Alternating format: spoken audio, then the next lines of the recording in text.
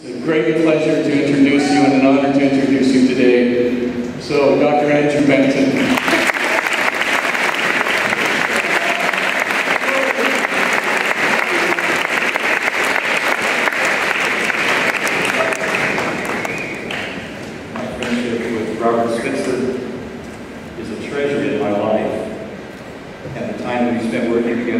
Part of the West Coast Conference is something that I cherish deeply, and I admire him for those wonderful qualities that he attributes to me that I'm not sure are true on all occasions.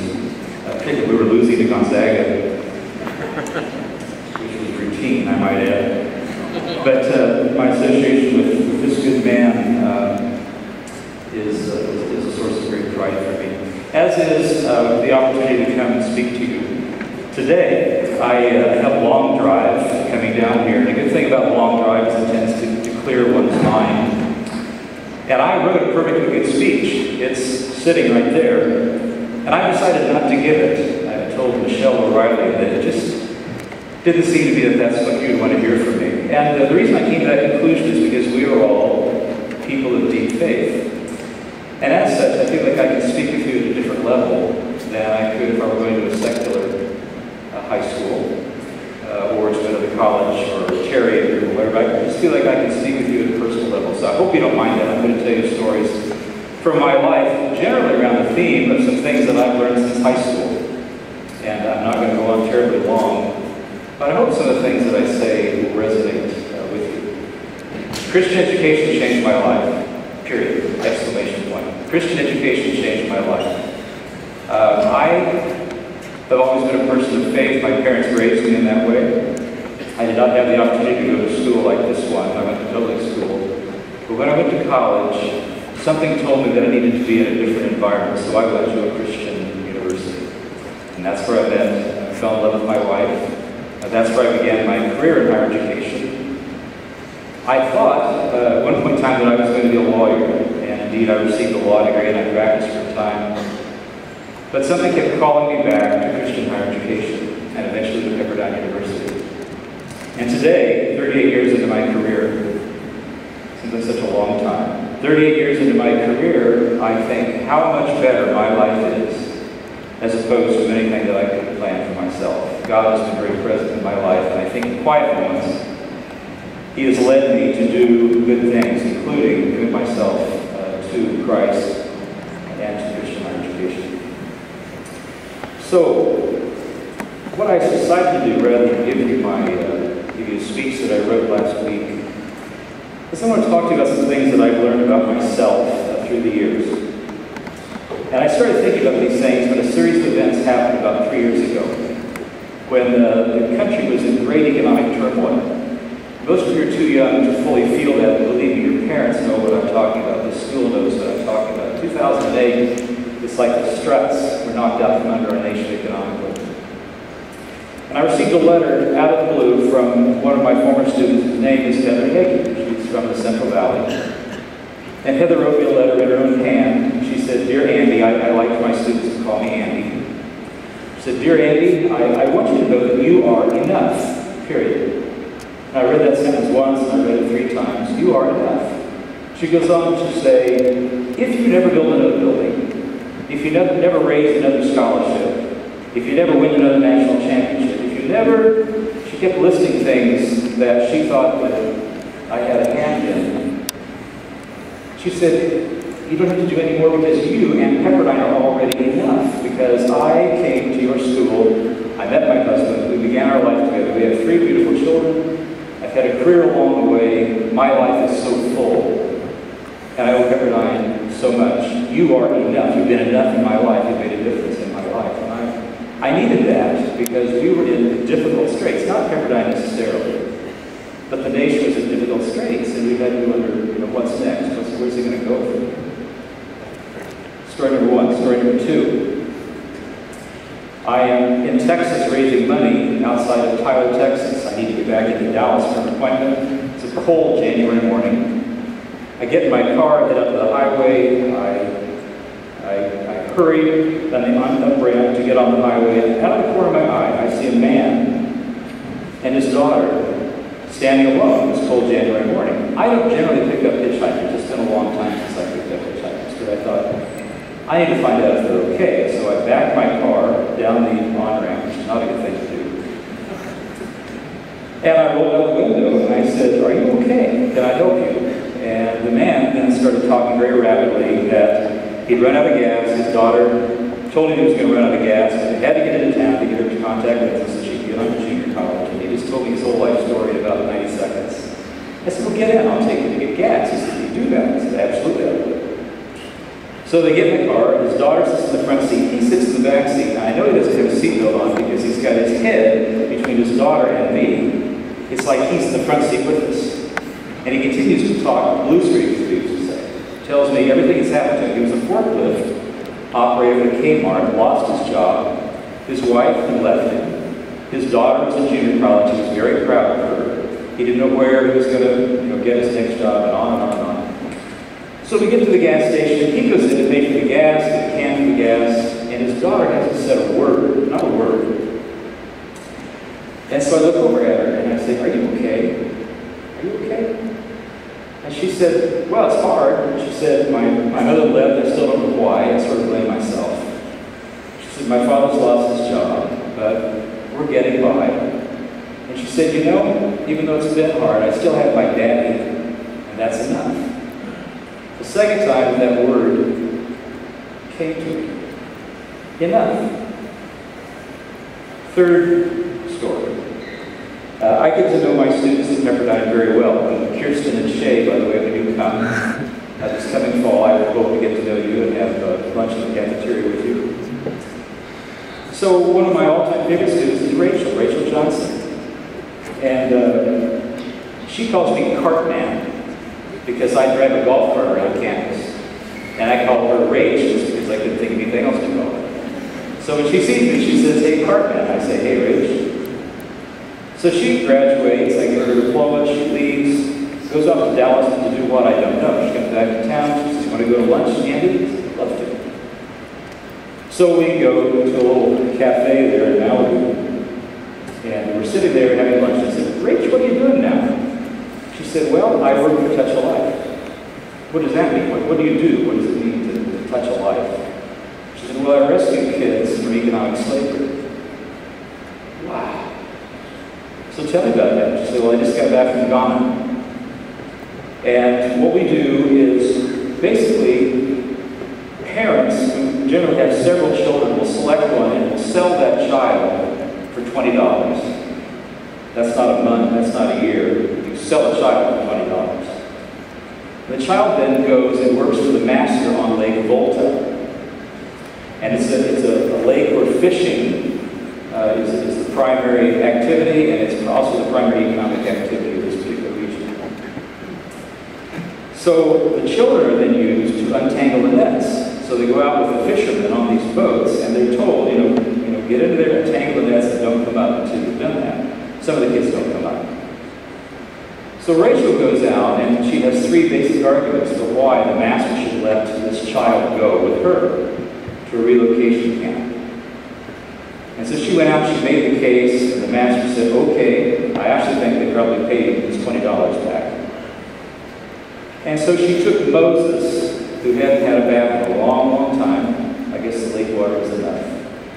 Hadn't had a haircut in a long, long time. Put him in the car, and he was kicking and screaming because he was about to lead the only life that he'd ever known. He didn't know that his life was about to be changed dramatically and much for good. He was so afraid. They arrive at this relocation camp, and as they go into the camp, Moses begins to recognize other children that he thought had gone down to untangle the nets and simply hadn't come up, because he hadn't seen them in a long time.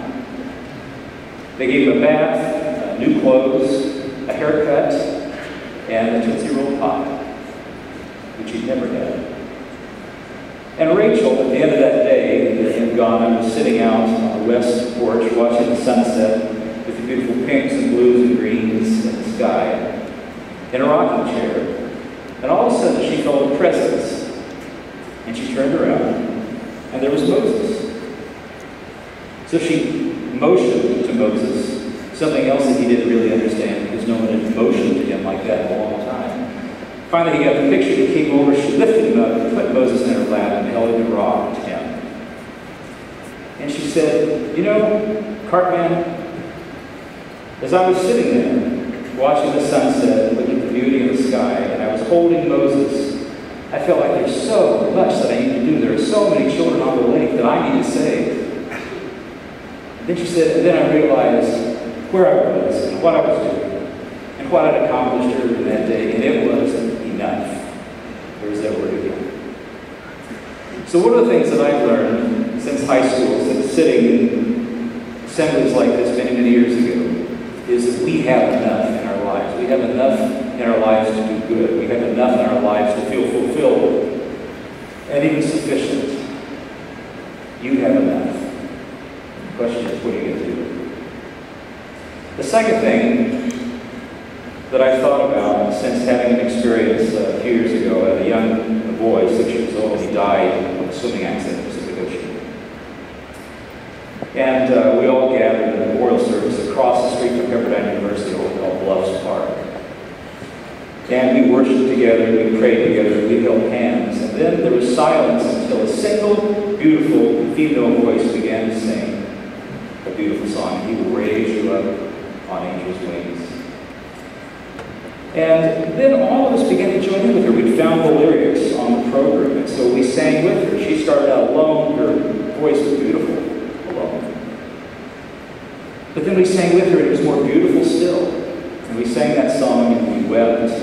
We thought about Shawn Michael and his parents.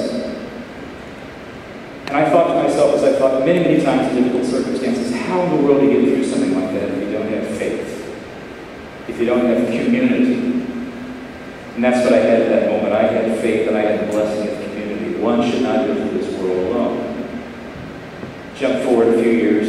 Pepperdine University has not only its Malibu campus, but we have property that we own in London, Heidelberg, Florence, Buenos Aires, Lausanne, Shanghai. I was over in Switzerland looking for our Lausanne property. I had just been to a 1,000-year-old church in Saint-Sulpice. And when we were at this church, we found a door that was open. We went in, and it was perfectly restored to its glory of 1,000 years earlier. It was beautiful. And as we were standing there were 6 of us. There was a missionary family, a sales representative, a lawyer who was working with us, and our chief investment officer. And all of a sudden, our chief investment officer, whose name is Jeff, started singing. He sang Amazing Grace. And then we all joined in perfect 4-part harmony. We had never sung together before. We'd been friends, we'd done things together, but we'd never sung together before. And it was beautiful. And I'm going to take a risk, and I'm going to ask you to sing one verse of Amazing Grace with me right now. Amazing grace, how sweet the sound that saved a wretch like me. I once was lost, but now I'm found. Was blind, but now I see. We've never sung together before, but that wasn't bad. That wasn't bad.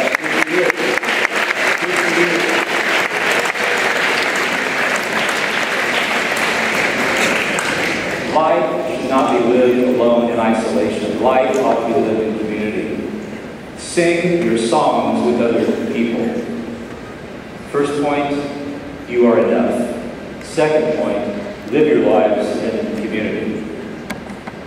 Third point, as I think about things that I've learned since high school, have to do with some difficult relations that I had with my son, just a little bit older than you. And there was a time when we were so lacking in our ability to communicate that I decided to write him a letter and tell him a story. I found him so self-absorbed that I had to tell him a story. It was about the Dead Sea and how there are great rivers in the world. And the River Jordan actually is a pretty important body of water, but when it ends in the Dead Sea, it stops. All life stops. And the reason I shared that with my son Chris was to say to him that that when the river flows, there is life, as you read from Ezekiel. In life, it's not just about the getting, it's about the giving. It's the giving that gives us life. It's the giving that fills us and causes our spirit to soar. And so I told him that story, and I needed for him to know that life really is about what we give to other people, and I want to share that with you also. You're enough. You should not live your lives in an insular manner. You should sing your songs with others. And third, life is not just about the getting, the acquisition. It is about the giving. That's where your heart will swell. So back to the point on enough. The best enough story of all times is the fact that Christ came to walk among us. And he surrounded himself with some very human beings. And he had some very human experiences. But he walked just as we walk. And that was enough to save us, to give us hope of heaven. Christ is the greatest enough story of all time, for he is sufficient for all of our needs, for all of our troubles, for our joyful moments and for the moments when we hurt. Christ is enough. Christ is sufficient. I don't know how many of you that I'll have the privilege of getting to know afterwards. I do hope to do a little Q&A with you for a few moments. But I want you to know that you've done the right thing coming here. You will be forever changed. I don't know where your life will take you. I don't know where you will go, what you will do. But if we could gather even 10 or 20 years into the future, I think you'd be surprised at how far you've gone, what you've accomplished as a consequence of the great foundation that you are receiving here at JSerra High School. I hope that some of you will come to visit me in Malibu. I hope some of you will stay for 4 years. But whatever you do, I know that you're going to do well with your life.